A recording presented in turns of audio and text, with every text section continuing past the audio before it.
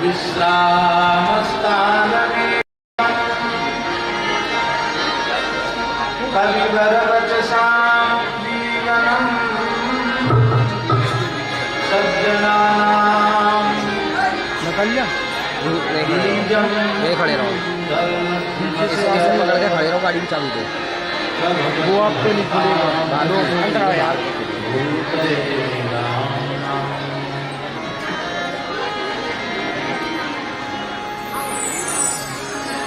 भक्त भक्ति भगवंत जी चतुर नाम भक्ति इनके पदनंदन किए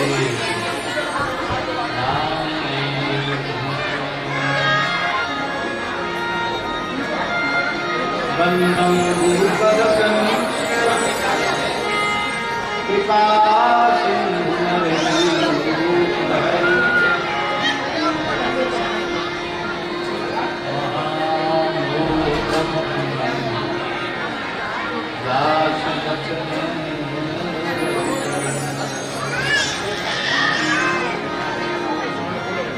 बंदो तुलसी के चरण इनके हों जग पावन हरि समुद्र दूरत रखो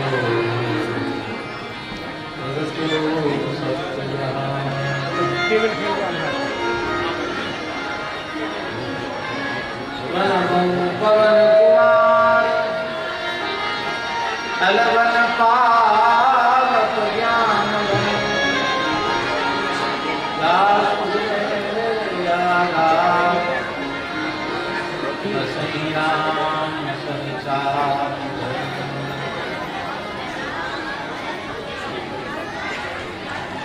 श्री राम जय राम जय राम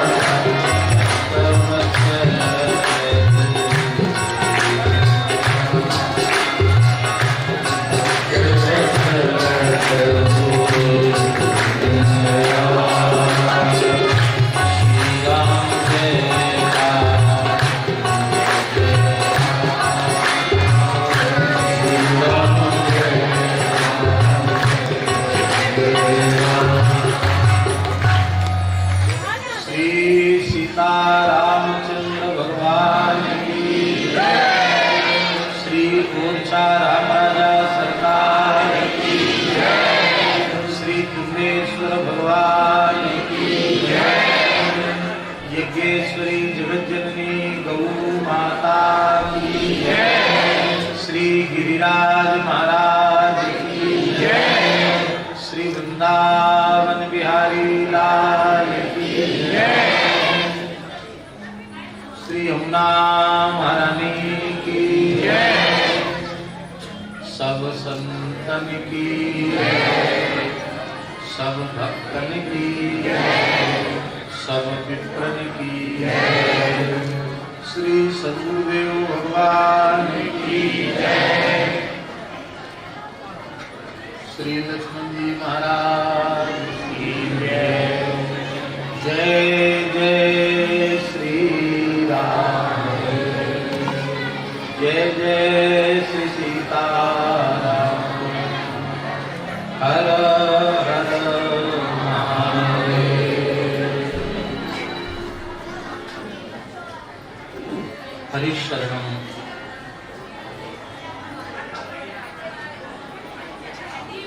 भक्तवांछा कल्पतरु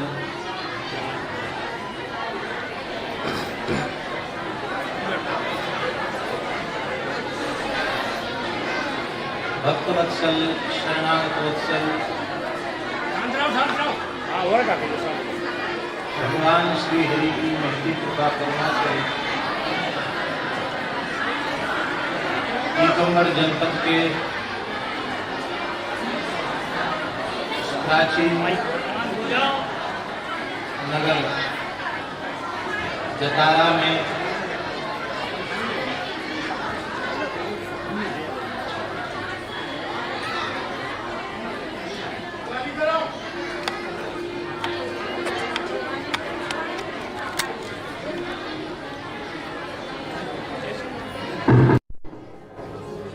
ठीक तो रहने दो, तुम छोड़ो मत।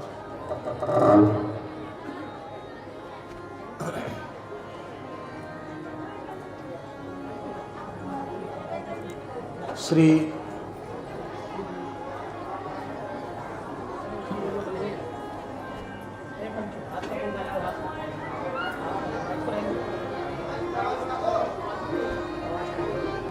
रहने दो, जरूरत नहीं, आवश्यकता ही नहीं।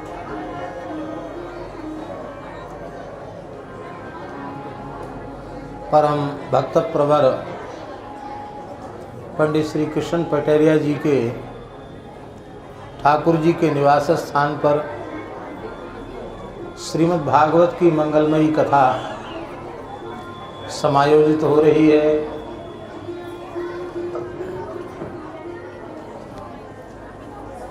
आज पूर्णाहुति के पवित्र अवसर पर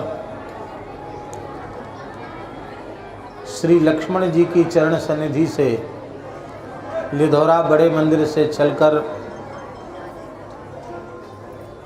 हमें भी इस महोत्सव में थोड़ी देर उपस्थित होने का अवसर मिला।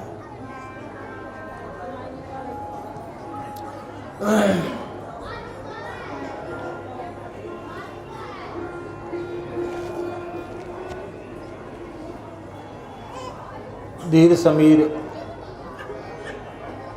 श्री पंचरामानंदी निर्मोही अखाड़े के महंत श्रीमद् भागवत राम कथा भक्तमाल आदि ग्रंथों के परिमार्जित समर्थ वक्ता महंत श्री मदन मोहन दास जी महाराज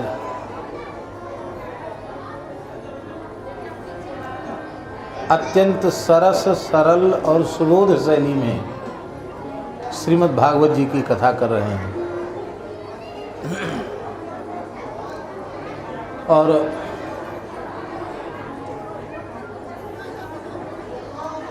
आरंभ तो बुंदेलखंड पीठाधीश्वर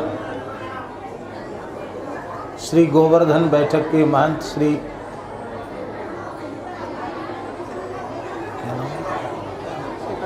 सीताराम दास जी महाराज ने आरंभ किया। और फिर श्री मदन मोहन दास जी ने कहना आरंभ किया और आज पूर्णाहुति के दिन हम आ गए।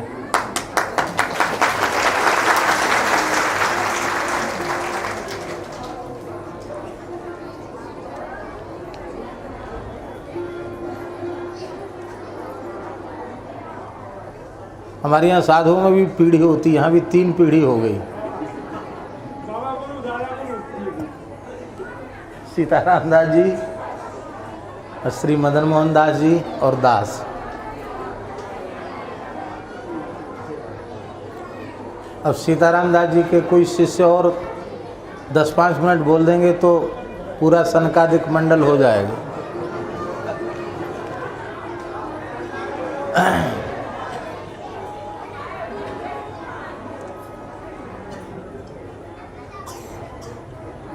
वस्तुतः वाणी तो भगवान ने सबको दी है, अपनी भाषा में सब बोलते हैं, पशु पक्षी भी बोलते हैं,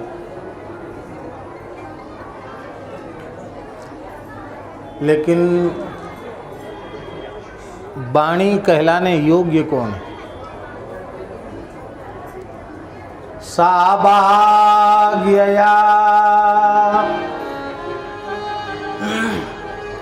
तस्य गुणान् गृणीते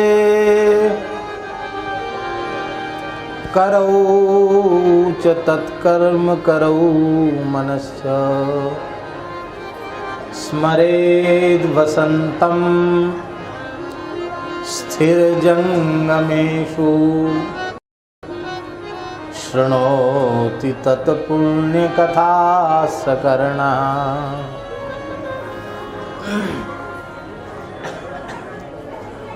शिरस्तु तस्यो भयलिंगमानमेत्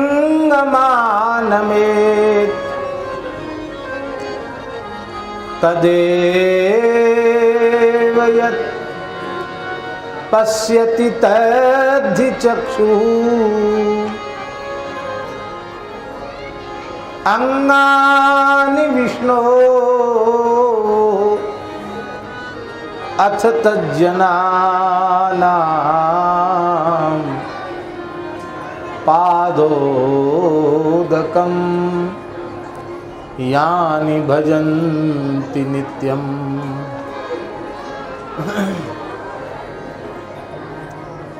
सा वाक् एव वाक् यया तस्य गुणान गृणीते, वही वाणी वाणी है जिस वाणी से भगवत भागवत गुणानुवाद हो। या तो भगवान की चर्चा हो या भगवान के प्यारे भक्तों की चर्चा हो, वही वाणी वाणी है। नहीं तो बोलते तो सब है।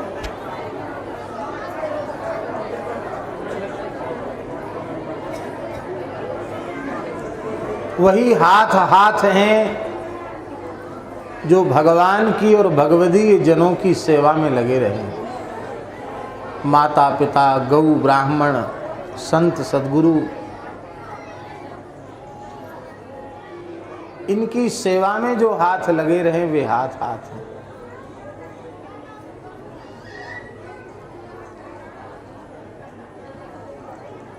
मन तो सबके पास है, पर वस्तुतः मन वाला कहलाने योग्य वही है जिसके मन में चराचर में व्याप्त भगवान की स्मृति बनी रहे।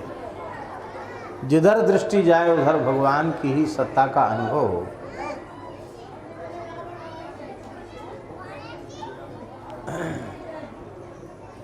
वही कान कान है जो भगवान और भगवान के भक्तों के चरित्रों का श्रवण करें। अशिरस्तु तस्यो भयलिंग मानमेत,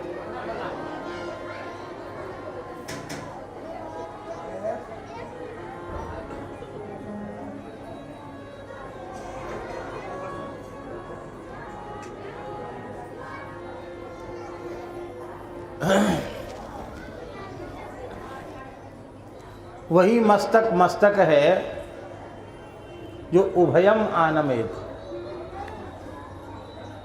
इसके दो अर्थ हैं, एक तो चरम अचरंच, दोनों को भगवत विभूति मानकर प्रणाम करें।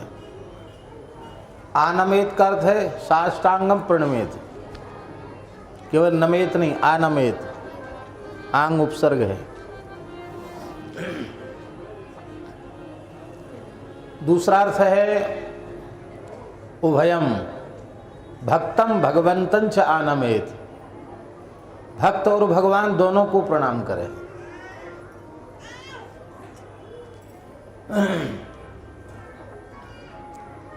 आजकल प्रणाम भी परिचय का ही होता है, बिना परिचय के कोई किसी को प्रणाम नहीं करता।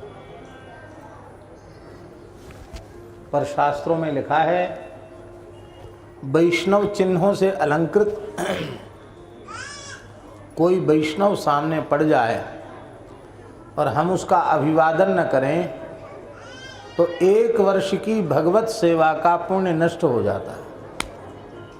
1 साल तक के शुभ पुण्य नष्ट हो जाएंगे, भगवान की सेवा पूजा के जन्य पुण्य समाप्त हो जाएगा। नहीं,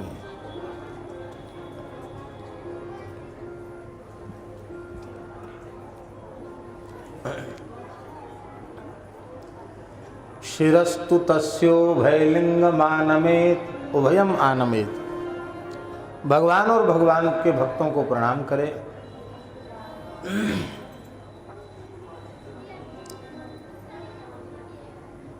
तदेव यत् पश्यति तद्धि चक्षु, वही नेत्र हैं जो भगवान और भगवान के भक्तों का दर्शन करें।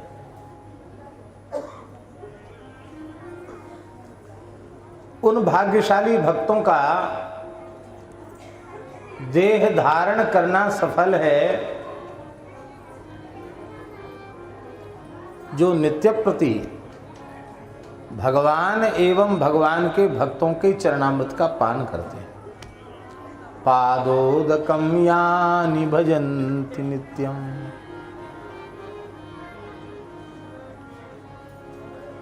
हम लोग भगवत कृपा से बड़े भाग्यशाली हैं कि भगवान अपनी ओर से कृपा करुणा करके वाणी से गुणानुवाद का वर्णन करा रहे हैं, यत्किंचित हाथों से सेवा भी करा रहे हैं, स्मरण भी करा रहे हैं, श्रवण भी करा रहे हैं, प्रणाम भी करवा रहे हैं और भगवत भागवत चरणामृत पान का नित्य सौभाग्य भी प्रदान कर रहे हैं। हम लोग धन्य हैं।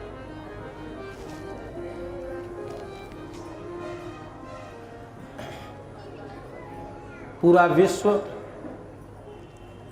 वैश्विक महामारी में त्रस्त है और बीच बीच में हमें कहीं जाने का भी अवसर मिला, लेकिन यहाँ बुंदेलखंड में आने के बाद लगता है कि इस महामारी से बुंदेलखंड पूरी तरह विमुक्त है।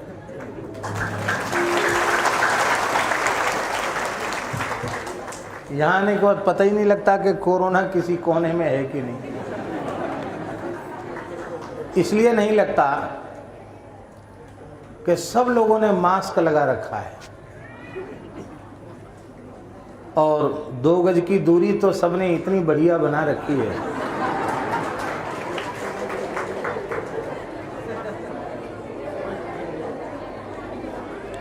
बहुत से काम मन से भी कर लिए जाते हैं।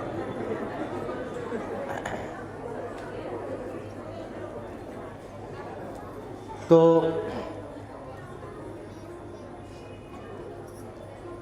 भगवान की करुणा है। बुंदेलखंड क्षेत्र अत्यंत पवित्र क्षेत्र है। भोले भाले सरल जीव संतों के प्रति, भगवान के प्रति सहज प्रेम, सहज श्रद्धा, आस्था यहाँ के लोगों के मन में है।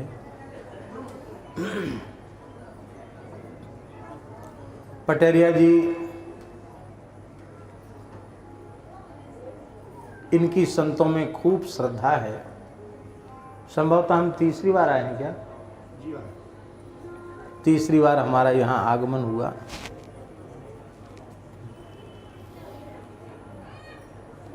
इतनी लंबी शोभा यात्रा की आवश्यकता तो नहीं थी, लेकिन बहुत लंबी शोभा यात्रा हो गई। हरिद्वार में कुंभ तो पता नहीं किस रूप में होगा, वहाँ भी सब कोरोना से घबराए हुए हैं, पर हमारी तो कुंभ की शाही निकल गई।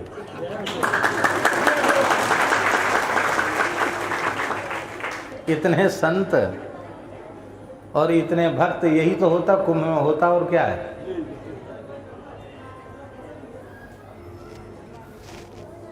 जतारा नगर से हमारे पूज्य गुरुजनों का बहुत गहरा संबंध जुड़ा हुआ है। परम पूज्य श्री बराना वाले महंत जी महाराज जतारा के इतिहास का, घटना का बारंबार स्मरण करते थे।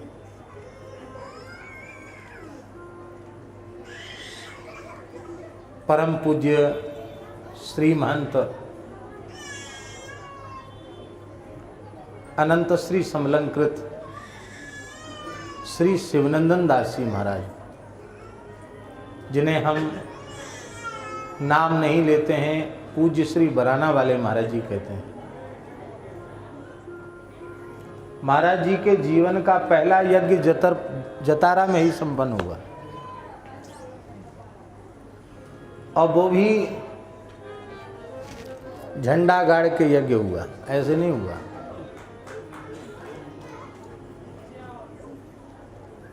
बराना में मुरली मनोहर भगवान का जो मंदिर है,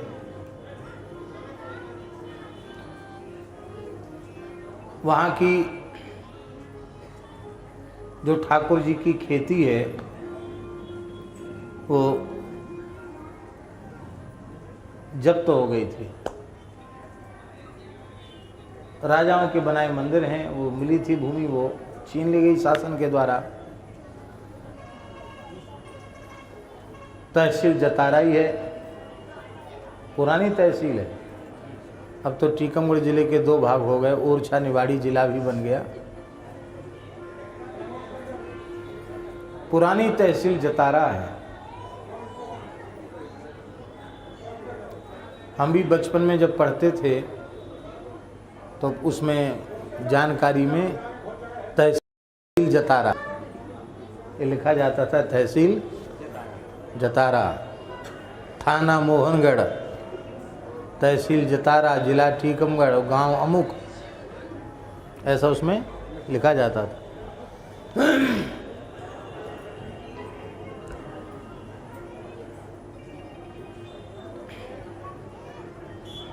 तो यहाँ के तहसीलदार ने महाराज जी को कुछ कड़वा बोल दिया, बराना वाले महाराज जी। अरे बोले, महात्मा लोग मांगते खाते हैं, आपके कोई लड़के बच्चे हैं, क्या करोगे जमीन जायदाद का? अयोध्या में भजन करो, क्योंकि बिना मांगे उपदेश तो सब देते ही हैं।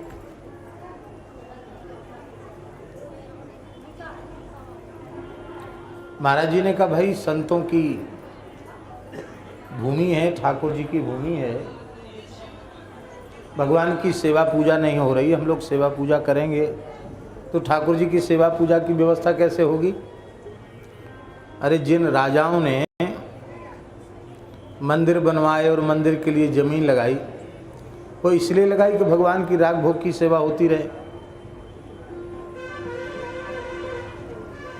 आप कोई व्यवस्था नहीं संभाल रहा है, कर रहा है, तो जो व्यवस्था करे उसको आपको देनी चाहिए।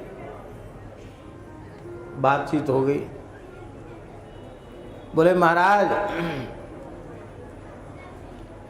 कुछ अपना चमत्कार दिखाओ तो ये भूमि होगी, नहीं तो नहीं होगी। कुछ दिखाओ अपना, कुछ पुरुषार्थ दिखाओ, हमें पता तो चले कि क्या कर सकते हैं आप। महात्मा तो महात्मा ही होते हैं, मन में आ गई तो पूज्य श्री बराना वाले महंत जी महाराज, ओ युवावस्था थी, दिव्य शरीर था, अखाड़े में जोर किया हुआ शरीर था। बैठ गए महाराज जी, लकड़ मंगाए, स्नान किया, तालाब है ना, हमने पूछा भी रास्ते में सीताराम दास जी से, वो तालाब की बताते कि तालाब में हमने सपरो और स्नान करके लक्कड़ छिता के बैठ गए, कुछ बोले नहीं, बैठ गए। 9 दिन तक बैठे रहे। कितने दिन तक? 9 दिन तक न लघुसन का, न ढोल डाल, न एक बूंद जल पीना, न कुछ खाना, 9। और इस बात को बताते थे कि पूज्य सरपंच बाबा ने कोई युक्ति ऐसी बताई थी, योग की कोई क्रिया, कि ऐसा कर लेने से तुम जब तक चाहो तब तक बैठ सकते हो। तो बोले वो गुरु महाराज की युक्ति मुक्ति काम में आई और बैठ गए। अब लोग आना जाना शुरू, बाबा जी बैठ गए, कुछ खाते पीते नहीं, अनशन ले लिया। धीरे धीरे जनता इकट्ठी होने लगी, ऑफिसर भी आने लगे, तहसीलदार भी आया। महाराज उठो, बोलते किसी से नहीं। 5-7 दिन बाद तो जतारा नगर की माताओं ने भी बनाना बंद कर दिया। बोले महात्मा भूखा मर रहा है और तुम लोग सब कुछ नहीं कर रहे हो, जाओ रोटी नहीं बनेगी, हड़ताल चूल्हा चक्की का।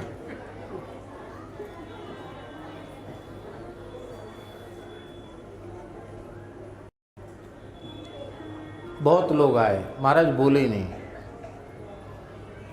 हाँ हाँ खाने लगे। यहाँ तक कि महाराज जी सुनाते थे कि यहाँ के मुसलमान भी आ गए। सबके मन में एक ही हो गया कि खाते पीते नहीं, 9 दिन हो गए, नगर का कोई न कोई घोर अनिष्ट हो जाएगा। महात्मा खाता पीता नहीं, बैठे सो बैठे, न हिलते न डुलते न बोलते। सब लोग इकट्ठे होके आए।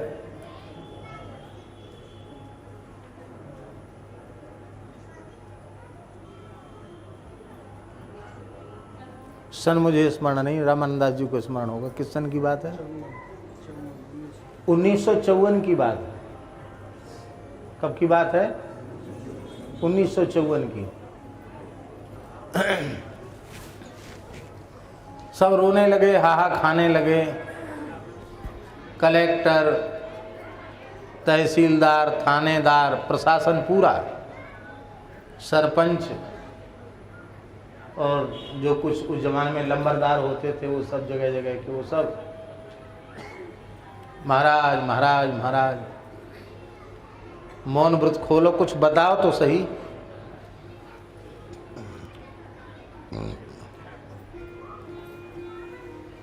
उठो महाराज उठो। तो महाराज बोले कि 10 सेर दही लाओ। क्या कहा? बढ़िया गैया का दही लाओ 10 सेर। तौल के 10 सेर दही आ गया।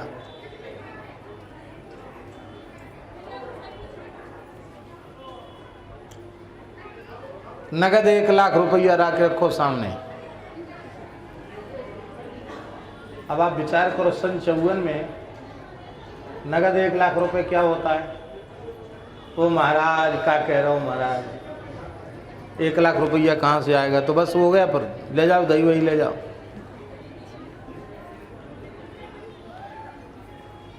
एक दाऊ साहब थे, कोई क्या नाम था, वो नाम भी सुनाते थे सबका।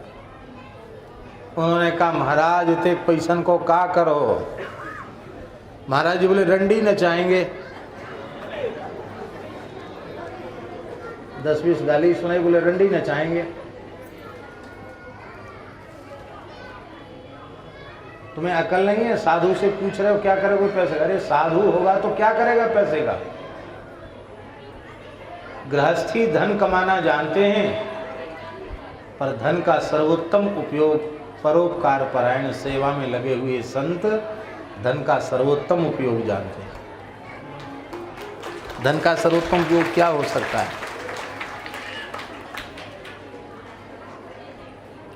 उस जमाने में 1 लाख रुपए इकट्ठा हुआ। 1 लाख रुपए इकट्ठा हुआ तो महाराज ने स्नान किया, स्नान करके 10 किलो दही पी गए, अकेले 10 किलो दही गट्ट गट्ट गट्ट सब पी गए।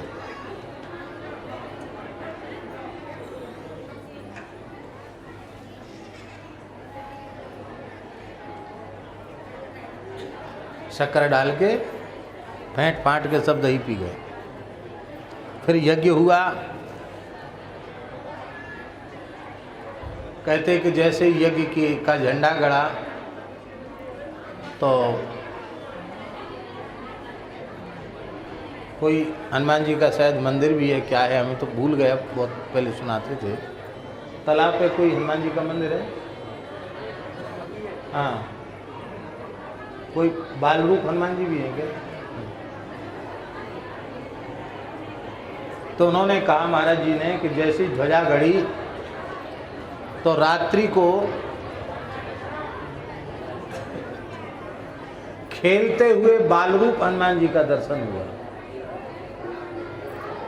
हनुमान जी किलकारी भर रहे हैं, बाल रूप हनुमान जी हैं, बड़े सुंदर स्वरूप में।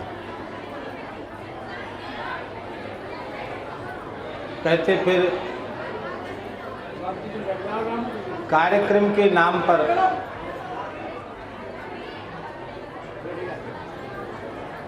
पूज्य श्री भक्तमाली जी महाराज को जतारा पहली बार बुलाया गया सन 54 में। 1954 में पूज्य भक्तमाली जी महाराज जतारा आए। पंडित श्री अखिलेश्वर दास जी महाराज वो मुख्य व्यास बनकर यहाँ आए कथा, और प्रवचन का मंच पूज्य भक्तमाली जी महाराज ने संभाला। अयोध्या से बहुत महापुरुष आए थे और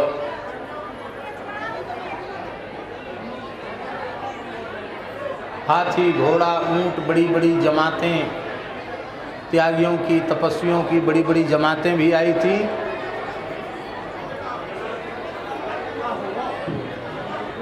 रासलीला आई थी, बहुत ध्यान से सुने, रास मंडली आई थी। स्वामी राम स्वरूप जी के पिताजी मेघ श्याम जी महाराज वो स्वामी थे, राजधारी थे इसी जतारा में। मथुरा के चौबों की रामलीला मंडली आई थी और सुनाते थे कि दिन भर और रात भर कार्यक्रम चलता था।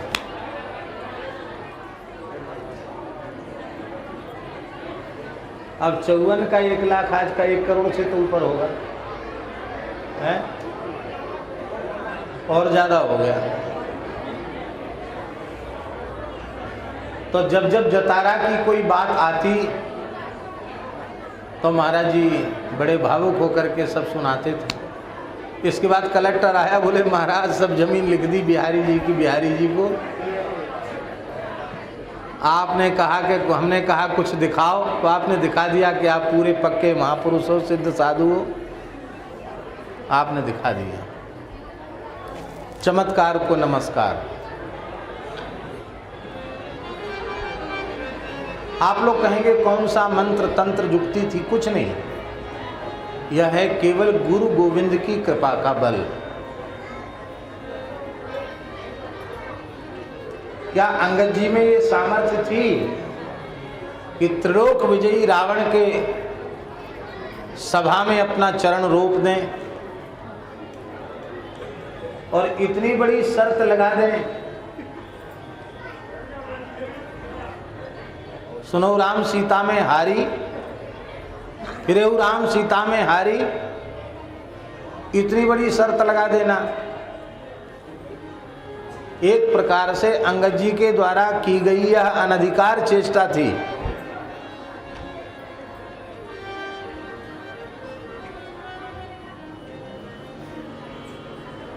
मर्यादा का अतिक्रमण था। तो मर्यादा पुरुषोत्तम के सेवक ने मर्यादा का अतिक्रमण क्यों किया? देखो, क्रिया का निर्धारण उसके प्रयोजन का विचार करके किया जाता है। क्रिया उत्तम है या अधम है, ये निश्चय उसके प्रयोजन का विचार करके किया जाएगा।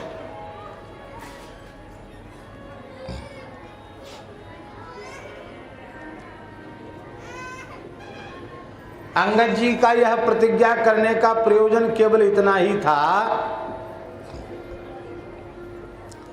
कि श्री रामदास कितने सामर्थ्यवान होते हैं ये तू देख ले और तेरा पूरा दरबार देख ले। राम जी के सेवकों में इतनी सामर्थ्य है तो राम जी में क्या सामर्थ्य तू विचार कर ले। तो राम जी की महिमा, राम जी की गरिमा, राम जी की अनंत शक्ति, सामर्थ्य, बल, ऐश्वर्य, उन सब का बोध कराने के लिए उन्होंने ऐसा कहा। राम प्रताप सुमिर मन माए। राम प्रताप को स्थापित करने के लिए उन्होंने ऐसा किया। इसलिए मर्यादा के अतिक्रमण के जैसा कार्य दिखने पर भी मर्यादा का अतिक्रमण नहीं हुआ।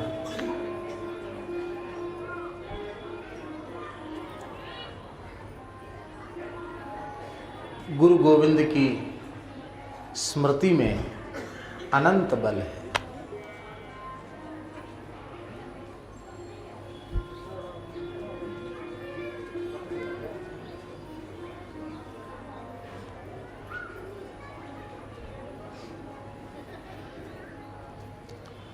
ऐसे जतारा नगर में आकर आप सबकी श्रद्धा भावना देखकर हम बड़े प्रसन्न हैं। बस इतनी, जैसे अभी चुपचाप बैठे ऐसे ही बैठे रहना।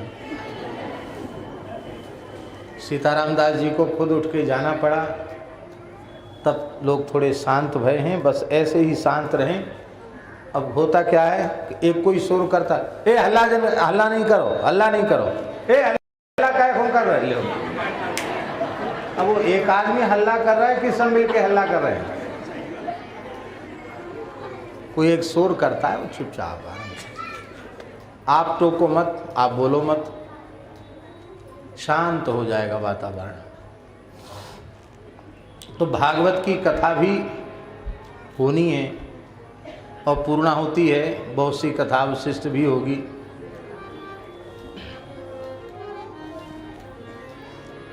कितनी देर कह दें? थोड़ी देर विनय पत्रिका की चर्चा कर देते हैं। लक्ष्मण मंदिर में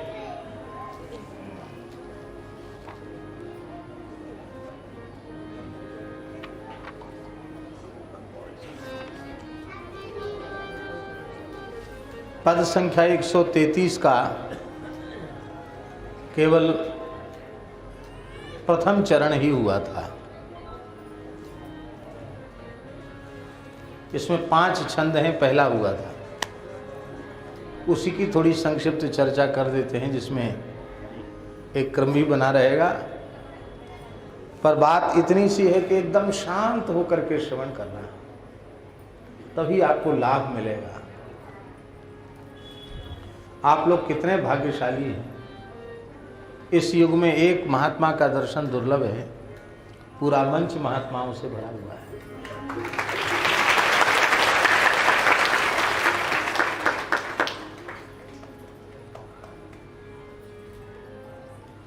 बराना वाले पूज्य महाराज जी के कृपा पात्र हमारे गुरु भाई महंत श्री रामानंद दास जी भी पधारे हैं।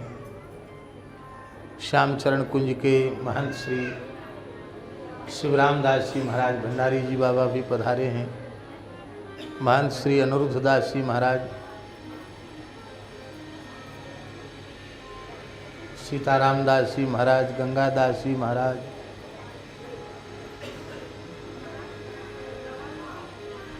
खूब संत आए।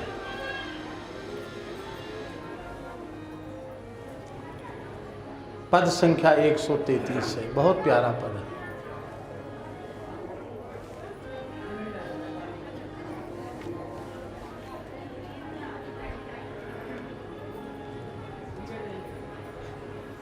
तो सो फिर हित प्रिय पुनीत सत्य वचन कर तो सो किरकिरिहित प्रिय पुनीत सत्य वचन कर।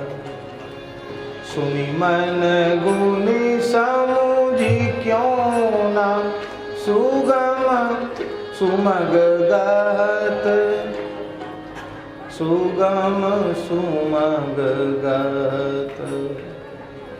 तो सो किरकिरि प्रिय पुनीत बचन कर।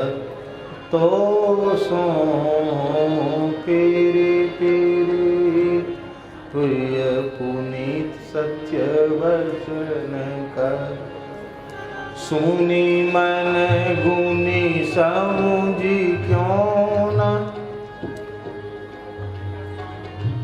सुगम सुमग गत।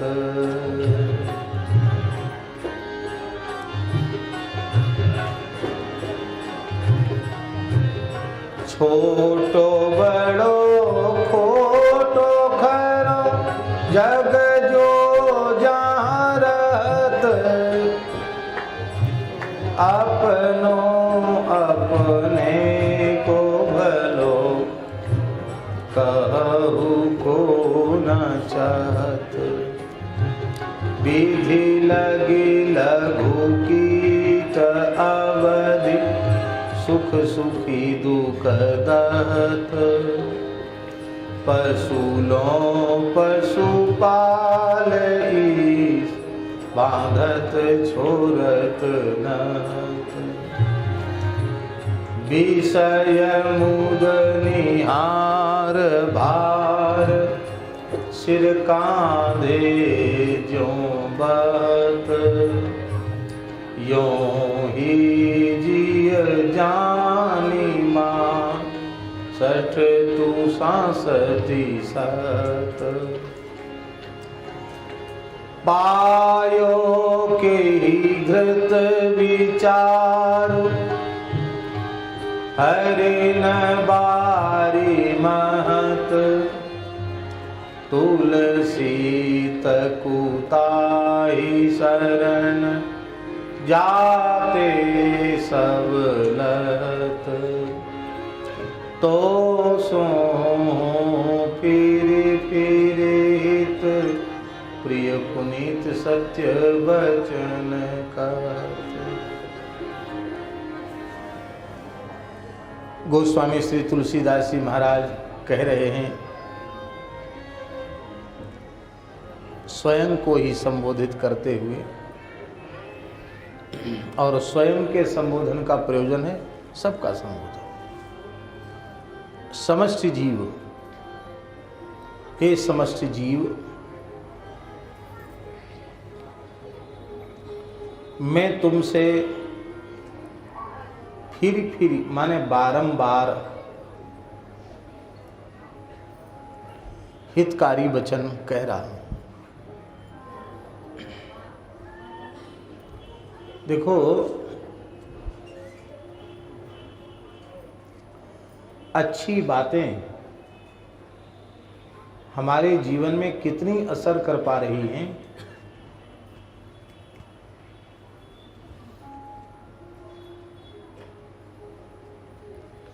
इसका विचार करके हताश, निराश और उदासीन नहीं होना चाहिए। बहुत से लोग कहते हैं, अरे भैया कथा सुनते सुनते दिन कोई परिवर्तन तो हुआ ही नहीं, क्या फायदा हुआ, छोड़ दो।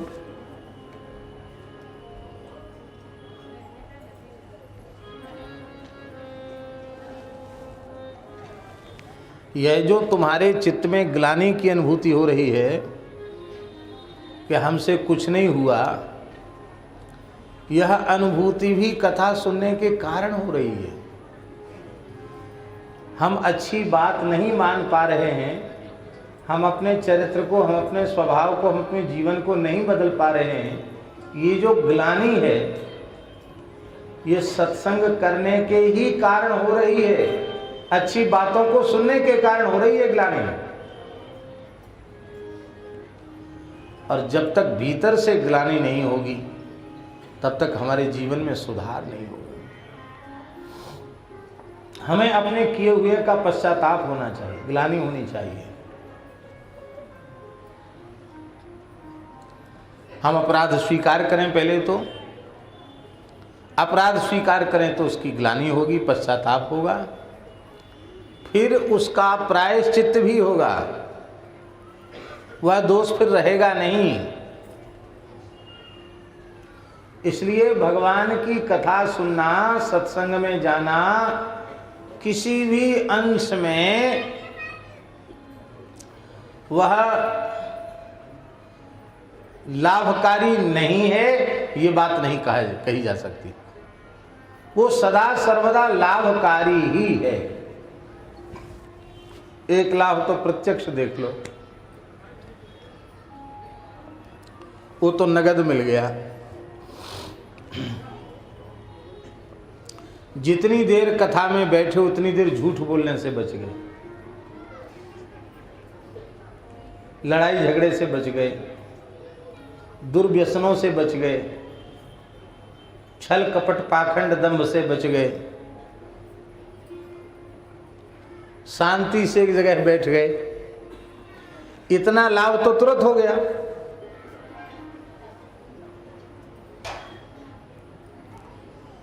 फिर भगवान का स्मरण हो गया। समाज का कौन सा ऐसा वर्ग है जो इससे लाभान्वित न हो? सब लाभान्वित होते हैं, हानि किसी की नहीं। लोग कहते कथाओं से क्या फायदा है? अरे हम पूछते क्या हानि है? हानि बताओ। क्या फायदा कहने वाले लोग हानि नहीं बता पाएंगे, और हम सैकड़ों लाभ बता सकते हैं कि कथा से क्या क्या लाभ है।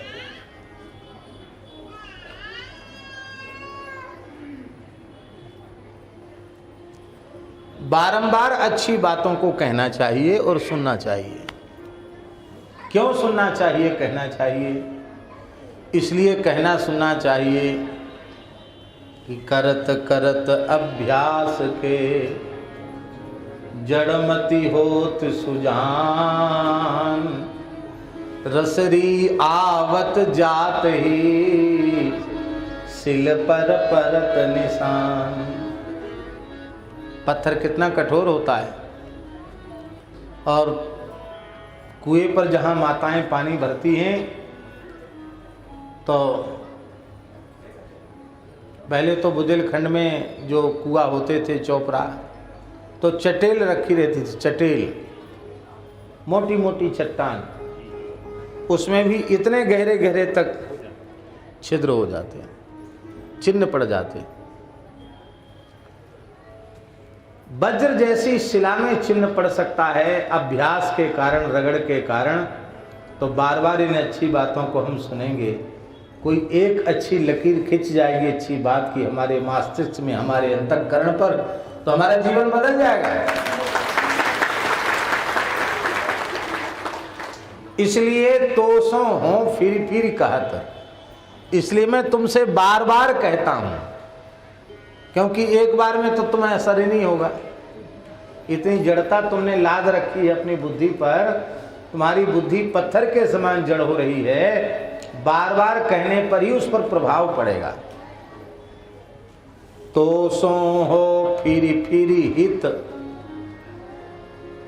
हित माने हितकारी बात कहता हूं।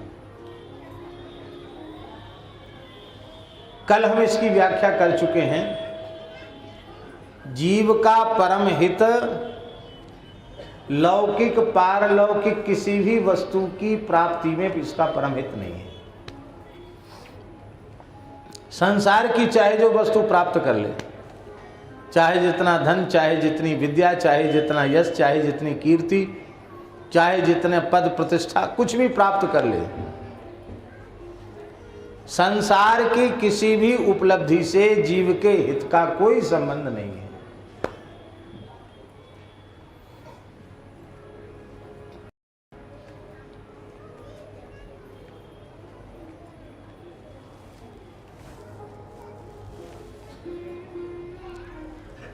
ऋषभ देव जी के पुत्र राजर्षि भरत जी को थोड़ा अहंकार हो गया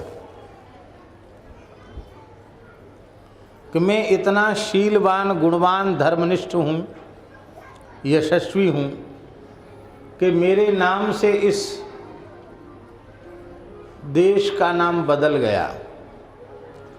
पहले इस देश का नाम था अजनाभ वर्ष और राजर्षि ऋषभ देव जी के पुत्र भरत जी के नाम से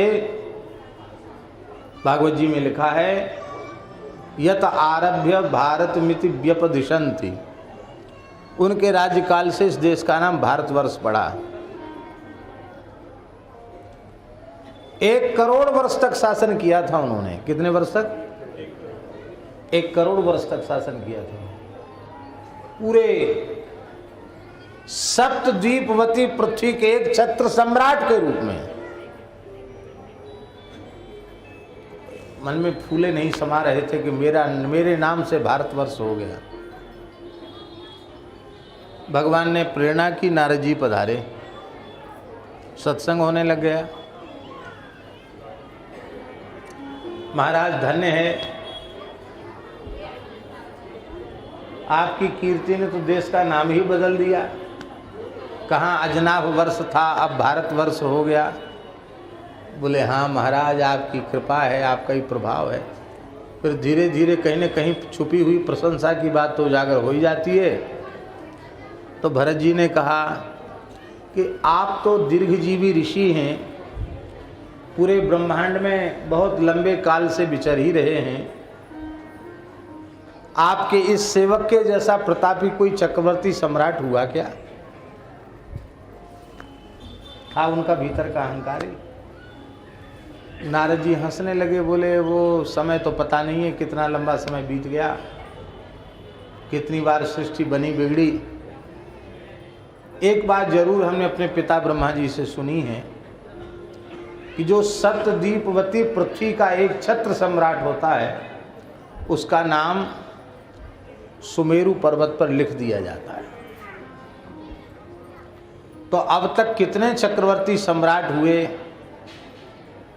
उनमें सबसे श्रेष्ठ कौन है, इसका परिचय तो, इसका पता तो वहाँ जाने के बाद ही लगेगा। वहाँ जाके देख के आओ। वो सोचते थे कि हमारा नाम तो सबसे ऊपर होगा, और वहाँ गए तो लाखों नाम लिखे थे चक्रवर्ती सम्राटों के, लाखों नाम। उनमें सबसे नीचे किनारे में इतने से कोने में सम्राट भरत ऐसा लिखा था। सोई उनका अहंकार खत्म हो गया। और जहु युवैव मलवदुत्तम श्लोक लालसा, भगवत दर्शन की व्याकुलता जगी और मल के समान राज्य को त्याग करके शालिग्राम क्षेत्र में भजन करने चले गए भरत जी महाराज।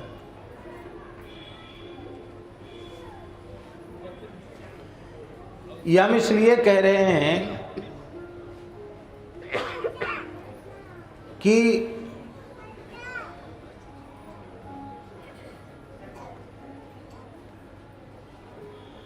कब किस बात का प्रभाव पड़ जाए और जीवन में कितना बड़ा परिवर्तन आ जाए, इसको नहीं कहा जा सकता। इसलिए फिरी कहत बार बार कहता हूं और हितकारी बात कहता हूं।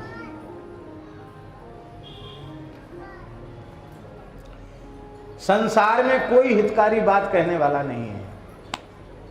इसलिए कहने वाला नहीं है क्योंकि सबकी बुद्धि स्वार्थ में सनी हुई है।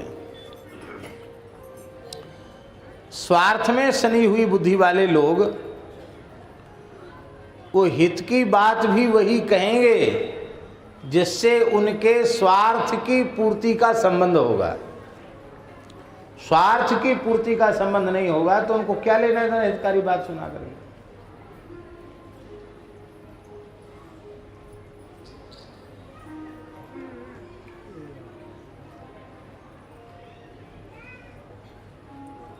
सुर नर मुनि सब के यह रीति, स्वार्थ लाग करहीं सब प्रीति।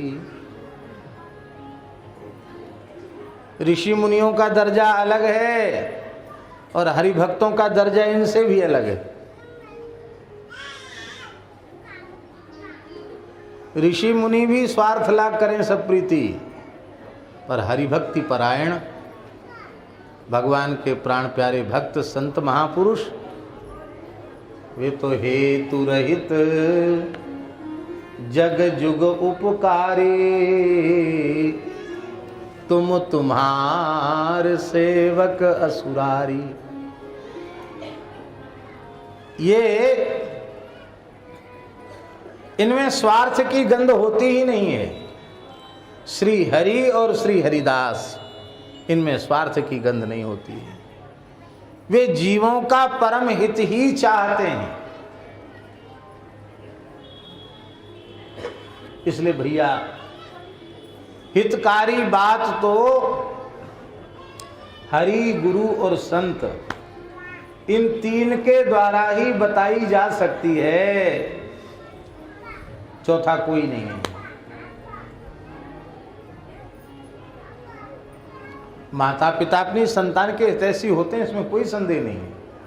माता पिता के जैसा संतान का हित चाहने वाला संसार में और कौन होगा। माता पिता का समादर सदा करना चाहिए, किसी भी परिस्थिति में माता पिता का तिरस्कार नहीं करना चाहिए। माता पिता के चरणों में अगाध श्रद्धा भक्ति रखनी चाहिए। और हमें संसार में जो कुछ मिला है वो माता पिता के आशीर्वाद से, उनकी कृपा से मिला है। इस भाव से उनके प्रति सदा कृतज्ञ भी रहना चाहिए। लेकिन जो बात हम कहना चाहते हैं, माता पिता भी जो हितकारी बात अपनी संतान को बताते हैं, वो हितकारी बात वस्तुतः हितकारी नहीं होती है, क्योंकि उसका संबंध भी संसार से ही रहता है। मैया बाप क्या कहेंगे, अच्छे लक्षण सीख लो, पढ़ लो, लिख लो, हमारा नाव ऊंचो कर दो, यही तो कहेंगे। हमारा नाव ऊंचो होए, अच्छी नौकरी लग जाए, ब्याह हो जाए, नाती नता हो जाए। अरे कछु धंधो पानू कर लो, इसका मतलब उनका हित भी इतना ही है। मातु पिता बालकन बुलावहीं, उदर भरे सुई धर्म सिखाओ। ये भी हितकारी नहीं है। संत परम हितकारी, जगत में संत परम हितकारी, भगवान के भक्त ही परम हित करने वाले हैं।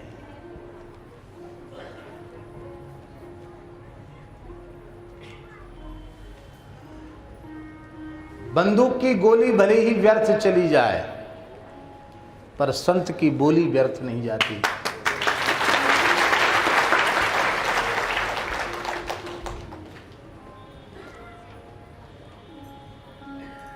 सहजोबाई 18वीं सदी की मीरा,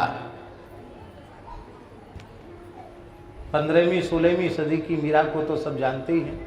ये 18वीं सदी की मीरा सहजोबाई। विवाह के बाद गौना होता है। पहले विवाह छोटी आयु में हो जाते थे, गौना जब कन्या सयानी हो जाती तब गौना होता था। तो गौने के समय सहजोबाई सज धज करके जा रही थी ससुराल। संत श्री चरणदास जी महाराज, दिल्ली के निकट की बात है, अपने धूना पर विराजमान थे।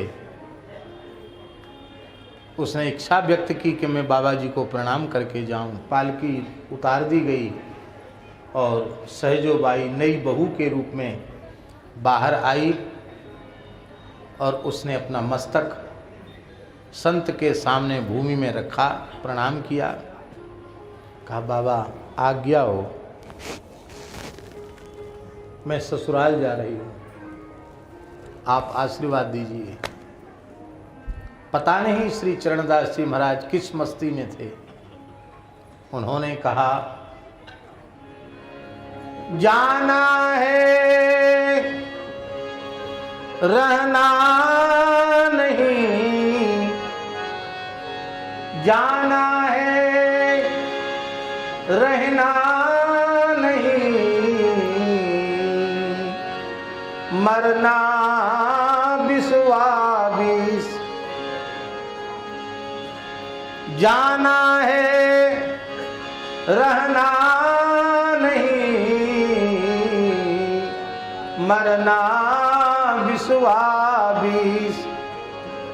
सहजो तनिक सुहाग पे, तेने काहे गुथायो शीस।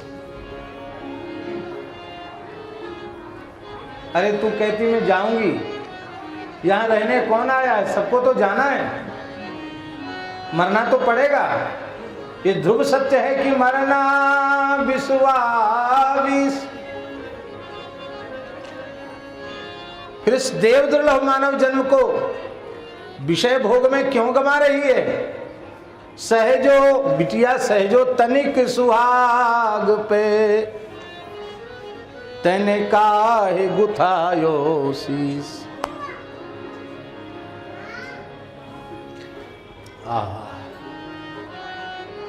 इतनी सी बात से सहजो बाई का जीवन बदल गया। चरणदास सदगुरु मिले, सहजो शिष्य सुजान। एक शब्द में मिट गई सबरी खेचातान। उसने रोकर के कहा, बाबा अब तो यह जीवन राम जी के चरणों में न्यौछावर है। अब ठाकुर जी की विचित्र लीला, जो दुल्हा था वो घोड़े पर बैठा था, पता नहीं कैसे घोड़ा बिचक गया, और बिचक कर घोड़ा संभलने में नहीं आया, एक पेड़ से टकराया और दूल्हे का मस्तक भी पेड़ से टकराया। दूल्हा और घोड़ा दोनों ही समाप्त हो गए। और सहजोबाई महान सिद्ध संत हुई। ऐसी गुरुनिष्ठा, सहजोबाई के जैसी गुरुनिष्ठा इतिहास में देखने में कहीं सुनने में नहीं आती।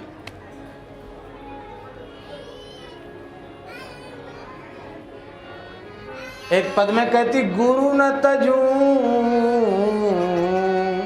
हरि को तज डारूं,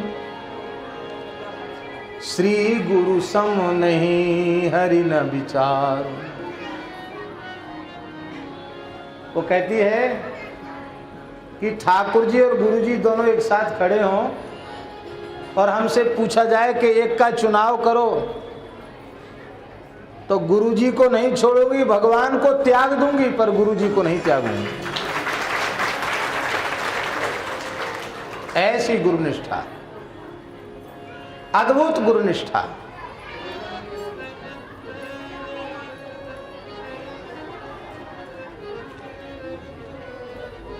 भैया हितकारी बात तो संत ही कह सकते हैं। इसलिए अरे जीवो, मैं तुमसे बड़ी हितकारी बात कह रहा हूं। हितकारी बात कई बार कड़वी होती है, पर मैं कड़वी बात कहने नहीं जा रहा हूं, प्रिय मीठी लगने वाली बात कहने जा रहा हूं। कथा कीर्तन में कोई बात कड़वी लगती है आपको? कई बार कड़वी बात भी ये संत इतने अच्छे ढंग से बोल देते हैं, वो कड़वी बात भी मीठी से मीठी लगने लग जाती है।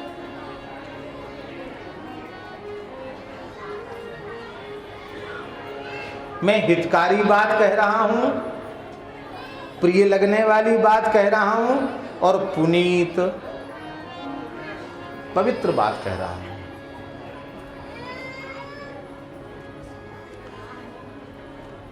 पवित्र बात क्या है? जिसमें लौकिक पारलौकिक भोगों की वासना की सूक्ष्माति सूक्ष्म गंध भी न हो, वो बात पुनीत है, पवित्र है। अच्छी से अच्छी बातों को हमारी कामनाएं अपवित्र बना देती हैं। अच्छी से अच्छी बातों, महाभारत में एक अध्याय लोभ के ऊपर है।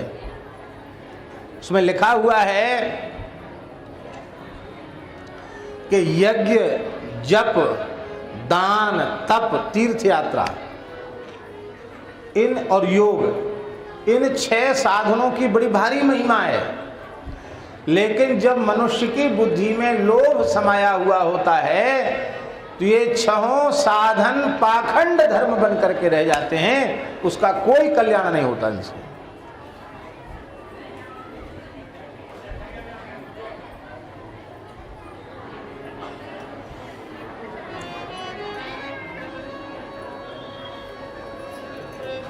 यदि इनके अनुष्ठान के समय हमारी कोई लौकिक वासना है, तो लोभ है, किसी चीज का लोभ है, तो क्योंकि लोभ है सर्व पाप को मूल, सारे पापों की जड़ लोभ है।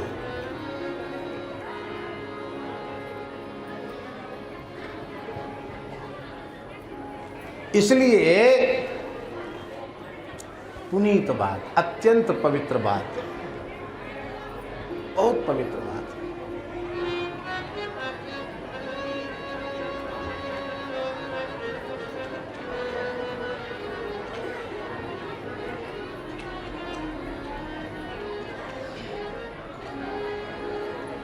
तीसरा विशेषण दिया है, पहला विशेषण है हित, दूसरा विशेषण है प्रिय, तीसरा विशेषण है पुनीत और चौथा विशेषण है सत्य। कई झूठी बातें भी बहुत अच्छी लगती सुनने में, गप। अब गप जो होती हैं वो सुनने में तो अच्छी लगती ही है, भली झूठी तो होती, झूठी ही होती है, पर वो सत्य नहीं होती है, गप हैं।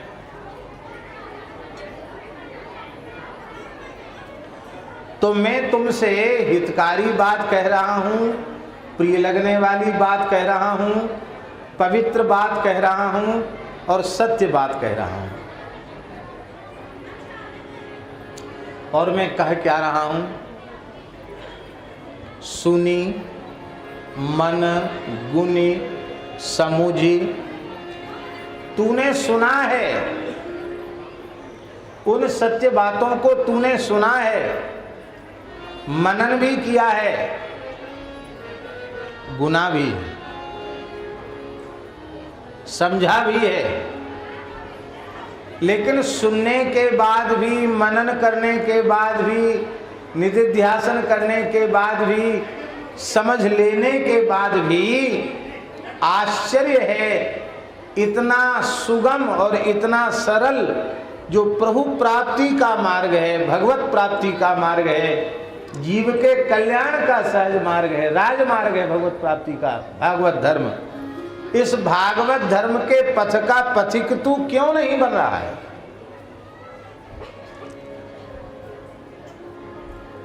अपने जीवन को सही दिशा में क्यों नहीं ले जा रहा है? यही स्थिति हम लोगों की है। सुनते भी हैं, सुनाते भी हैं, मनन भी करते हैं, गुनते भी हैं, समझते भी हैं विषय को बढ़िया से, लेकिन जा रहे हैं भोगों की दिशा में, जा रहे हैं मान बढ़ाई, पद प्रतिष्ठा के मार्ग पर। हम ईमानदारी से भगवत प्राप्ति के पथ के पथिक नहीं बन पाए।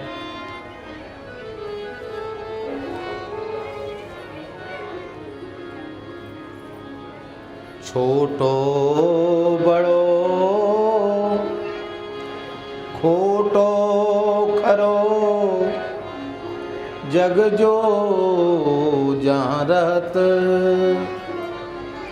अपनो अपने को भलो, कहु को न चत।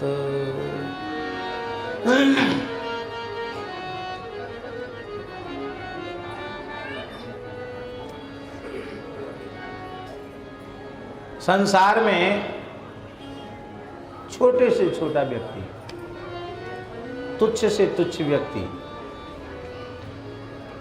बड़े से बड़ा व्यक्ति और खरे से खरा व्यक्ति, खरा माने एकदम विशुद्ध, और खोटे से खोटा माने घटिया से घटिया, खरे से खरा माने बढ़िया से बढ़िया, और खोटे से खोटा माने घटिया से भी घटिया व्यक्ति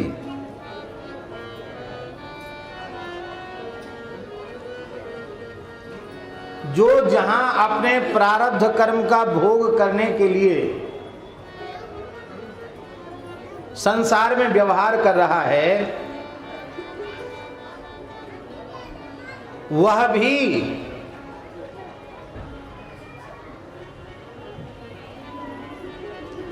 दो चीजें जरूर चाहता है, चाहे जितना छोटा हो, चाहे जितना बड़ा हो, चाहे जितना खरा हो और चाहे जितना खोटा हो। ये दो इच्छाएं प्रत्येक मनुष्य की रहती है।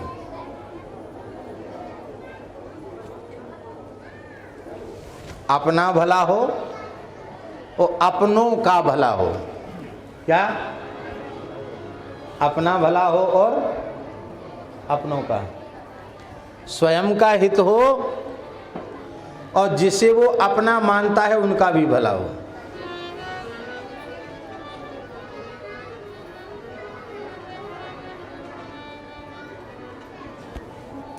भगवान के सामने कहता जरूर है, हे भगवान सबको भलो करियो, ऊ के पीछे हमाओ भलो करियो।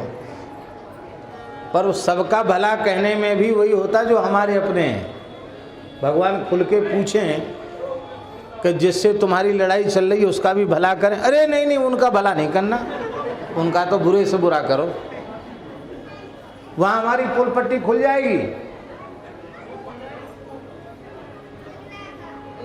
हम सबका भला नहीं चाहते,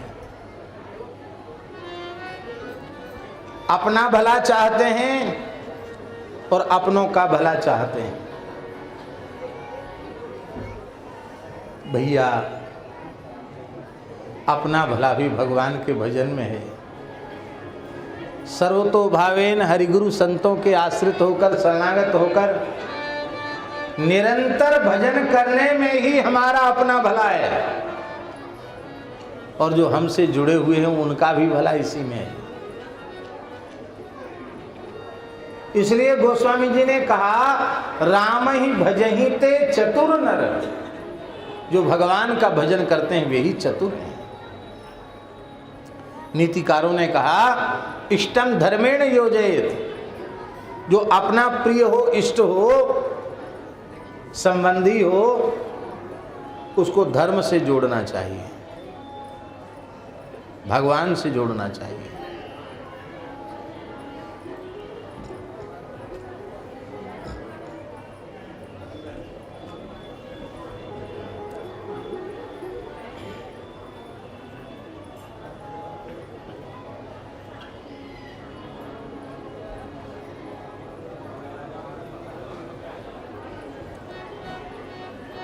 हमारे पूज्य गुरुदेव भक्तमाली जी महाराज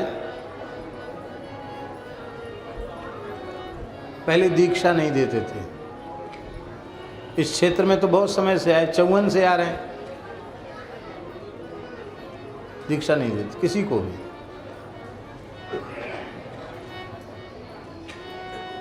बहुत आग्रह था गांव के लोगों का, महाराज हमारे गांव के दुबे जी हैं, इनको दीक्षा दे दो। तो पहले, बहुत पहले की बात है, जब महाराज जी यात्रा में थे, चित्रकूट से गिरिराज जी जा रहे थे, तब की बात, ब्रह्मचारी वेश में थे। तब उन्होंने नारायण दास दुबे जी को मंत्र दिया था, पूरा गांव पीछे पड़ गया तब। और फिर विरक्त वेश होने के बाद महाराज जी ने किसी को मंत्र लंबे समय तक नहीं दिया। हनुमान धारा में यज्ञ हो रहा था। सन 62 की बात है या 68 की बात है, पता नहीं, 62 की बात होगी। उस यज्ञ में पूज्य बराना वाले महाराज जी की ही सन्निधि में वो यज्ञ हो रहा था। पूज्य भक्तमाली जी भी आए हुए थे और इस शरीर के पिताजी ने पहली बार महाराज जी से दीक्षा ली, 2-3 दिन अनशन करके। नई अवस्था थी और उसके बाद अपने से जुड़े हुए किसी व्यक्ति को उन्होंने छोड़ा नहीं। महिमा सुना सुना करके, और लोग कहते भी थे आप सबको दीक्षा दिलवा देते हैं। अब वो तो नियम का तो पूरा पालन करते नहीं, तो पे कहते कि हमारा कोई स्वार्थ नहीं, हमारा तो ये स्वार्थ है कि इतना सा भी महाराज जी जैसे महापुरुष से जुड़ जाएंगे तो उनका कल्याण ही होगा। अरे कम से कम शिष्य होंगे तो इतना भाव तो रखेंगे कि गुरु जी क्षेत्र में आए, एक बार दर्शन करें, तो इतना भी कौन कम है, इतने से भी इनका कल्याण तो हो जाएगा।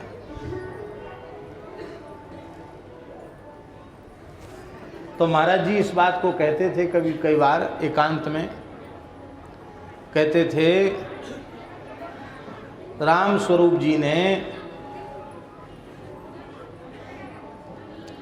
सैकड़ों लोगों को भगवान का शरणागत बना दिया। ये बात कहते थे महाराज जी। रिछारिया जी के यहाँ दीक्षा हो रही थी बमोहरी में, तो कहा कुछ कहिए महाराज जी उपदेश। तो महाराज जी बोले, हम थे उसमें, महाराज जी बोले हमें बहुत लोभ है दीक्षा देने में। क्यों? बोले पहले तो हम दीक्षा नहीं देते, तब लोभ आ गया है दीक्षा देने का। क्यों? कहते हम सोचते हैं कि अनेक होंगे तो उनमें कोई न कोई एक तो राम स्वरूप की जी के जैसा निकल जाएगा जो असंख्यों जीवों को भगवत शरणागत बना देगा। ये बात महाराज जी ने कही। भैया अपना भला भी भगवान की शरण ग्रहण करने में है और अपनों का भला भी भगवान की शरण ग्रहण करने में है। हम पहले स्वयं भगवान के हो जाएं, फिर अपने बेटा बेटी भाई बहन बंधु नातेदार रिश्तेदार इष्ट मित्र सबको ठाकुर जी से जोड़ दें। अरे इष्ट मित्र नहीं, हम तो कहेंगे तुमसे घोर शत्रुता रखता हो उसके लिए भी प्रार्थना करो कि हे रघुनाथ जी इसको भी अपना लो। है? भक्त का मित्र धन्य होगा तो भक्त का शत्रु अधन्य क्यों रह जाए? भक्त का शत्रु भी धन्य होना चाहिए। भक्त से संबंध जुड़ गया और किसी चीज में भलाई नहीं है। भजन संग्रह है क्या? नहीं। करुण पुकार है? नहीं, रहने दो, कोई बात नहीं।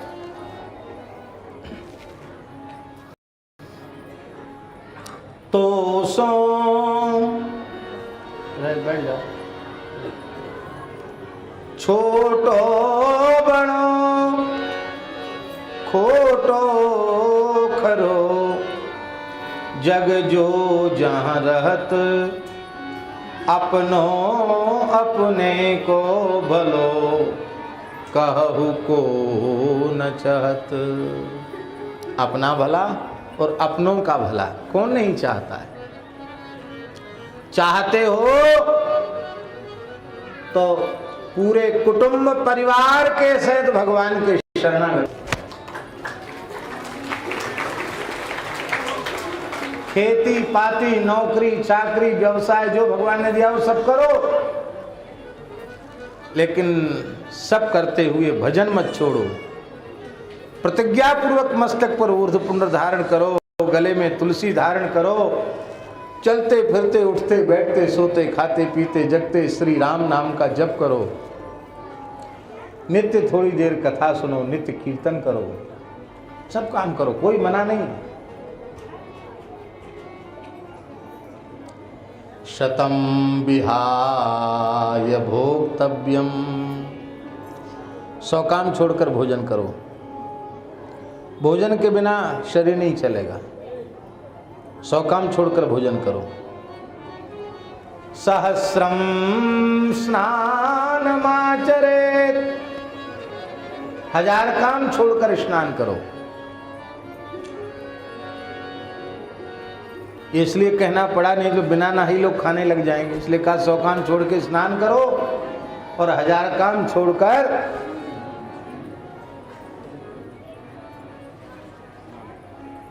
स्नान करो। 100 काम छोड़कर भोजन करो और 1000 काम छोड़कर स्नान करो।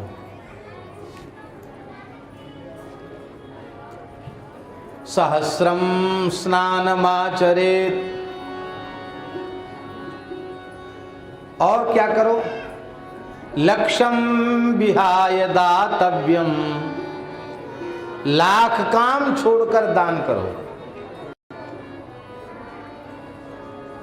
दान का अर्थ है जो वस्तु हमारे व्यवहार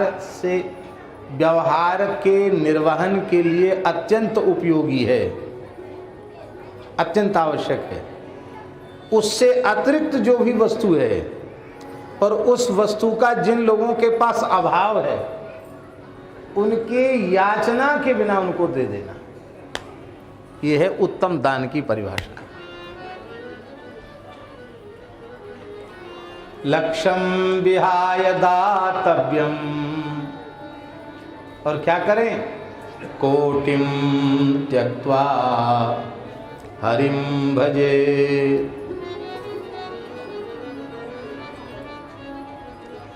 करोड़ों काम छोड़कर भगवान के भजन में लग जाना चाहिए।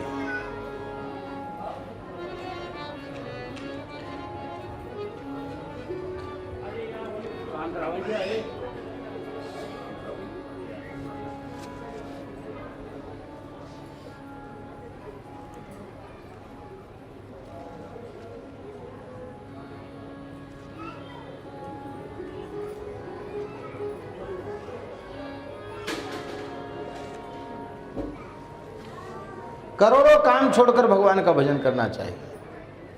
इसका मतलब है संसार में व्यवहार के सभी काम जरूरी हैं, पर भगवान का भजन, भगवान की आराधना उपासना सबसे अधिक जरूरी है।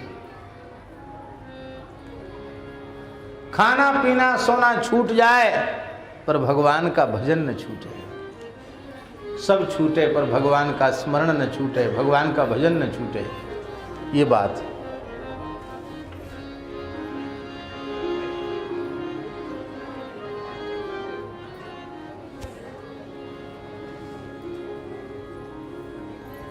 जो रहे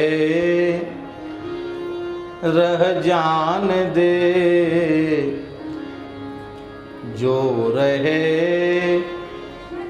रह जान दे, तू जाने बाला जान दे, जाने बाला जान दे। जो रहे रह जान दे, जो रहे रह जान दे, जो रहे रह जान दे, जो रहे जाने वाला जान दे, जाने वाला जान दे। ये पद पहली बार गा रहे हैं।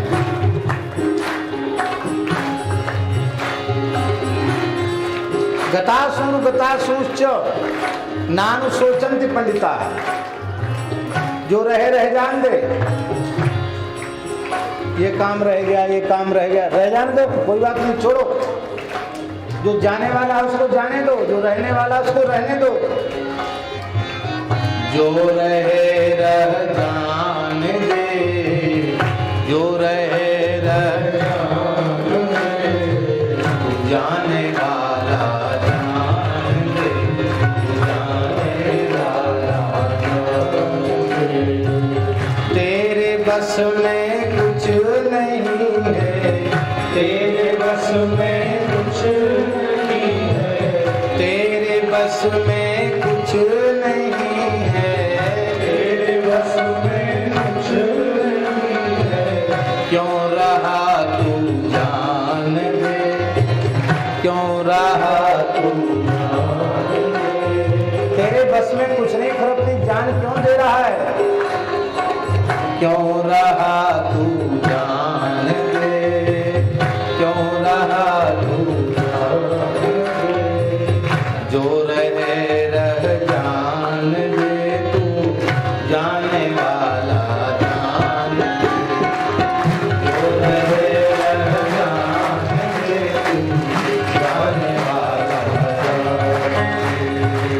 जो रहे रह जान दे, तू जाने वाला जान दे। जो रहे रह जान दे, जाने वाला जान दे। काम कर तू ठीक अपना, फल की आशा छोड़ कर। काम कर तू ठीक अपना, फल की आशा छोड़ कर। काम कर तू ठीक अपना, फल की आशा छोड़ दे। काम कर तू ठीक अपना, फल की आशा छोड़ दे। दुख तेरे मिट जाएंगे, मेरे वचन पर ध्यान दे। दुख तेरे मिट जाएंगे, मेरे वचन पर ध्यान दे। दुख तेरे मिट जाएंगे, मेरे वचन पर ध्यान दे। दुख तेरे मिट जाएंगे, मेरे वचन पर ध्यान दे। जो रहे रह जान दे, तू जाने वाला जान दे। जो रहे रह जान दे, तू जाने वाला जान दे। कर भजन भगवान का, नर्तन मिला है भाग से। कर भजन भगवान का, नर्तन मिला है भाग से। कर भजन भगवान का, नर्तन मिला है भाग से। कर भजन भगवान का, नर्तन मिला है भाग से। है जगत सब स्वार्थी, इसकी न बातें कान दे। है जगत सब स्वार्थी, इसकी न बातें कान दे। है जगत सब स्वार्थी, इसकी न बातें कान दे। है जगत सब स्वार्थी, इसकी न बातें कान दे। जो रहे रह जान दे, तू जाने वाला जान दे।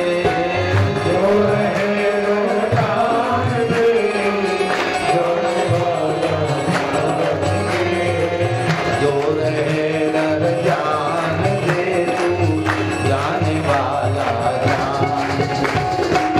जो रहे रह जान दे, जाने वाला। मत किसी का दिल दुखाए, थोड़े दिन की जिंदगी। मत किसी का दिल दुखाए, थोड़े दिन की जिंदगी। मत किसी का दिल दुखाए, थोड़े दिन की जिंदगी। मत किसी का दिल दुखाए, थोड़े दिन की जिंदगी। बन सके तुझसे जहाँ तक दूसरों को मान ले। बन सके तुझसे जहाँ तक दूसरों को मान ले। बन सके तुझसे जहाँ तक दूसरों को मान ले।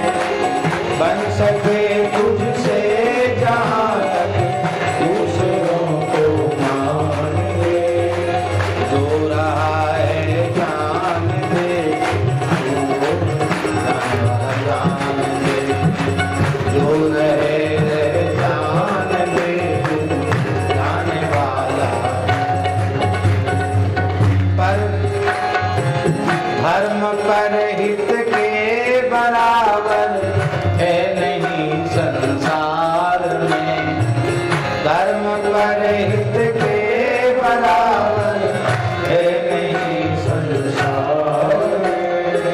तू भी औरों के लिए राम सर्वस राम, तू भी औरों के लिए राम सर्वस राम।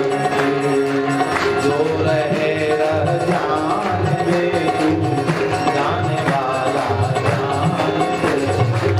जो रहे रह जान दे तू, जाने वाला। इसलिए तेरा भला और तेरों का भला इसी में है कि तू हरि गुरु संतों के चरणों में समर्पित होकर इसी जन्म में भगवत प्राप्ति का संकल्प लेकर निश्चल निष्कपट भाव से भजन में लग जा। आगे कहते हैं, ब्रह्मा से लेकर के कीट तक, कीट पतंग तक, सबका स्वभाव यही है कि वे सुख में सुखी होते हैं और दुख में दुखी होते हैं। स्वाभाविक। ब्रह्मादि स्तंभ पर्यंत सब सुख में सुखी और दुख में दुखी होते हैं। पर भैया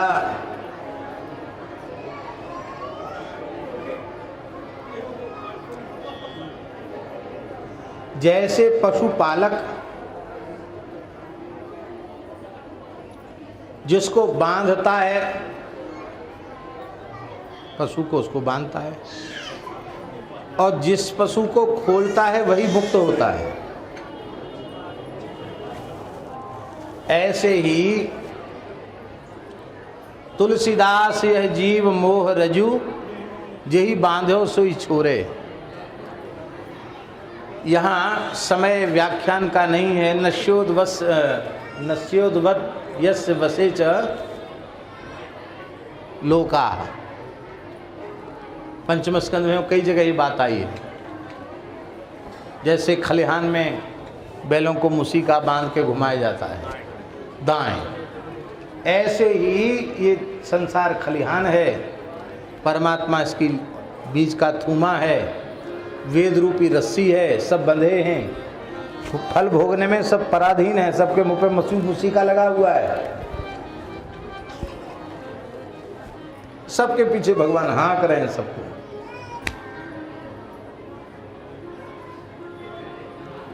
इसका मतलब है कि किसी का भी आश्रय लोगे तो भी बंधन में ही पड़े रहोगे, क्योंकि चींटी से लेके कीट पतंग से लेके ब्रह्मा जी तक सबको बांधने वाले भगवान हैं। इसलिए खोलने वाले का आश्रय लो, खोलने वाले भगवान हैं। अब यहाँ एक प्रश्न है कि ब्रह्मा जी तक को आपने ले लिया, फिर गुरु जी कौन है? अरे ब्रह्मा जी की सृष्टि में तो हैं, मनुष्य ही तो हैं। संत कौन है? ब्रह्मा जी की सृष्टि में है, मनुष्य ही तो हैं। यहाँ ब्रह्मा जी का नाम लेने का प्रयोजन ब्रह्मा जी से नहीं है। यहाँ कहने का प्रयोजन है छोटे से छोटे, बड़े से बड़े का आश्रय लेने पर भी मुक्त तब तक नहीं होगे जब तक भगवान का आश्रय नहीं लोगे। और भगवान का आश्रय संत सद्गुरु के अनुग्रह से ही जीव को प्राप्त होता है। संत सद्गुरु जो अपनाते हैं तो अपनाने के बाद अपने से थोड़ी जोड़ते हैं।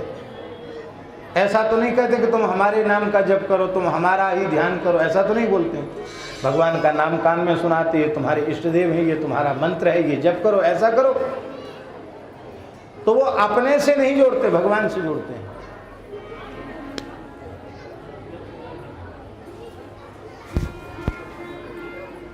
पंडित जी,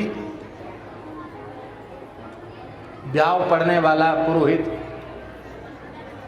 विवाह पढ़ने वाला, और बरकन्या का संबंध अपने से जुड़ ले तो दक्षिणा मिलेगी कि लठ पड़ेंगे? हैं? लठ घलेंगे।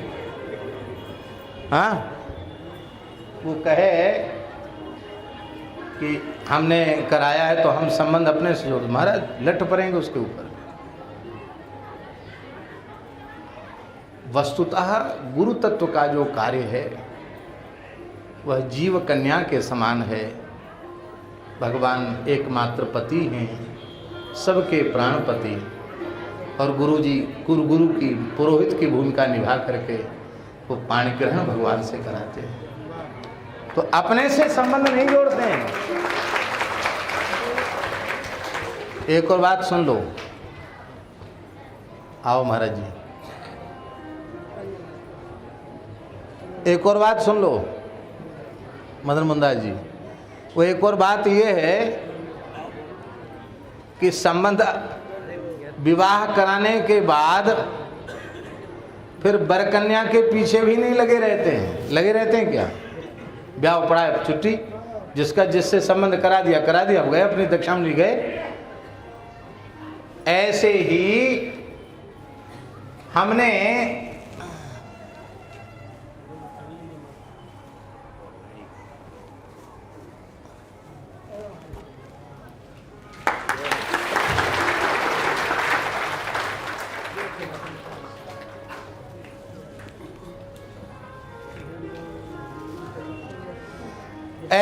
हमने भगवत शरणागति करा दी। अब तुम भगवान के हो गए। अब तुम हम जो है ना, अब वो वर कन्या भले ही वो माने कि इन पंडित जी ने हमारा ब्याह पढ़ो तो ये आए तो हम इनको पांव पड़े, इनकी पूजा करें, इनको कुछ भेंट दक्षिणा, ये उसकी श्रद्धा। लेकिन पुरोहित जी उससे संबंध जोड़कर नहीं रखते हैं। वो तो भगवान से संबंध करा के छुट्टी। ऐसे ही गुरु जी अत्यंत निष्काम निस्वार्थ भाव से भगवान से संबंध जोड़ दें। भैया अब सब कुछ तुम्हारे भगवान हैं। हाँ, भजन के मार्ग की कोई बात तुम्हें जाननी हो, पूछनी हो, समझ में ना आ रही हो तो हमसे पूछ सकते हो, हम तुमको बताएंगे। पर हमारा तुमसे कोई लेना देना, कोई स्वार्थ नहीं, दूर दूर तक कोई स्वार्थ नहीं। न एक फूटी कौड़ी चाहिए, न अन्न का एक कण चाहिए, और न वस्त्र के नाम पर सूत का एक धागा चाहिए। बस तुमसे इतना ही चाहिए कि तुम्हारा कल्याण हो जाए, तुम्हारा यह जन्म अंतिम जन्म हो जाए, फिर तुम्हें किसी दूसरी माता के गर्भ में न जाना पड़े। अनंत काल से जिन रघुनाथ जी से बिछुड़े हो उन रघुनाथ जी के चरणों में सदा सर्वदा के लिए पहुंच जाओ। यही सद्गुरु के चित्त में सुदृढ़ भाव होना चाहिए। इसके अलावा और कोई अपने स्वार्थ की सूक्ष्म गंध भी चित्त में नहीं होनी चाहिए। क्योंकि भगवान ही सबको बांधने वाले हैं, भगवान ही छोड़ने वाले हैं। इसलिए सत्य कहो ही शक्ति सुदृढ़ हरि शरण बतायो। भगवान की शरणागति ही छोड़ने वाली। विषय मुद निहार बार सिर कांधे ज्यों बात। विषय मुद निहार बार सिर कांधे ज्यों बात। ज्यों ही जिय जानी मान सठ तू सांसती सहत।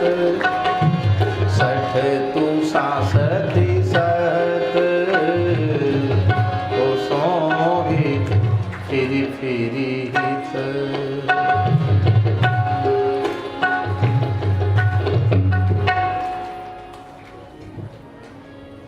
विषयों को देखकर तेरे मन में बड़ा मोद होता है, प्रसन्नता होती है, पर भगवान की ओर तो पीठ कर लेता है, संसार की ओर मुंह कर लेता है, और जीवन भर विषयों का, कर्मों का बोझा अपने सिर पर ढोता रहता है। और तुझे कोई कष्ट देने वाला नहीं। बहुत ऊंची बात है इस पंक्ति में।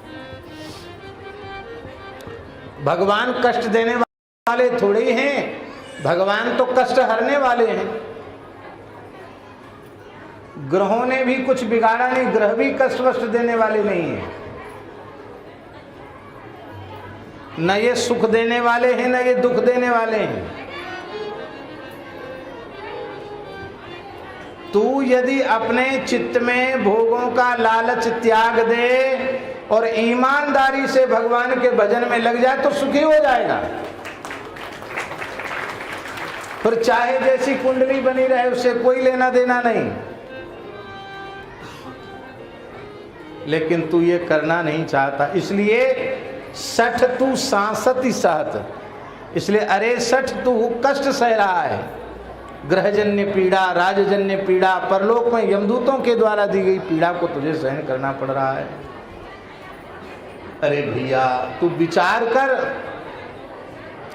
पायो के ही घृत विचार हरिन बारी मत।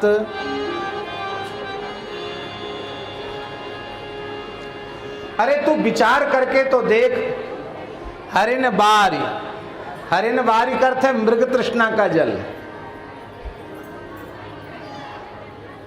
चिलचिलाती धूप में मारवाड़ी की रेत पानी जैसी लगती है, तो पानी वहां होए तब तो निकाला जाएगा, पानी तो है ही नहीं। पर कथनचित मृग तृष्णा का जल जो है ही नहीं वो मिल जाए, और उस मृग तृष्णा के जल को भी कोई मथे तो क्या घी निकलेगा उससे? पहले तो मृग तृष्णा का जल जल ही नहीं है। मान लो मिल भी जाए तो मथने से 1000 वर्ष तक मथता रहे तो भी घी निकलने वाला नहीं है। बारी मथे घृत हो ये बरु सिकता ते बरुते, बिनु हरि भजन न भवतरिय यह सिद्धांत अपेल। तो तू मृग तृष्णा के जल को मथ करके घी पीना चाह रहा है, अर्थात लौकिक पारलौकिक भोगों की प्राप्ति करके सुखी होना चाह रहा है। अरे जीव, मैं तुझसे सच्ची और पक्की बात कहता हूं, तू ये बात मान ले तो तेरी अनेक जन्मों की बिगड़ी बन जाएगी। तुलसी तकुता ही शरण, उसकी शरण चले जाओ, उसकी शरण में चले जाओ। क्या? जाते सब लहत। ब्रह्मादि देवताओं को भी जिनकी कृपा से शक्ति मिली है, जो सबको देने वाले हैं वो ही तुझे भी देंगे, इसलिए तू उनकी शरण हो जा। भगवान की शरण होने में ही जीव का परम कल्याण है। इन्हीं शब्दों के साथ लगभग 3:10 हो रहा है, प्रवचन संपन्न होता है। अब 2 घंटे श्री मदन मोहन दास जी श्रीमद् भागवत जी की कथा